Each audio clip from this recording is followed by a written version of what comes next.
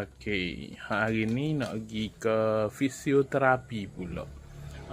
Biar dia buat tangan biar boleh gerak. Baru ni dia tekan nak suruh gerak. Lepas tu gak dia elektrik ke apa kita terawak. Wak juga biar gerak. Tapi boleh gerak sikit pun tak apa dah. Acak-acak kali gak dia boleh gerak tak apalah. Mula-mula gerak dulu sikit. Lama-lama biar gerak banyak. Biar lama-lama tu kita pun guna alat untuk gagah. Mula-mula ni tak gagah. Lembek tu gak. Lepas tu gak dia kuat kita guna dumbbell. Lepas tu gak kita guna dumbbell mula-mula hak sekilo.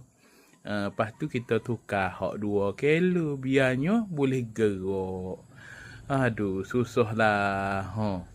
Biasalah ada orang stroke memang nak gerak ni susah.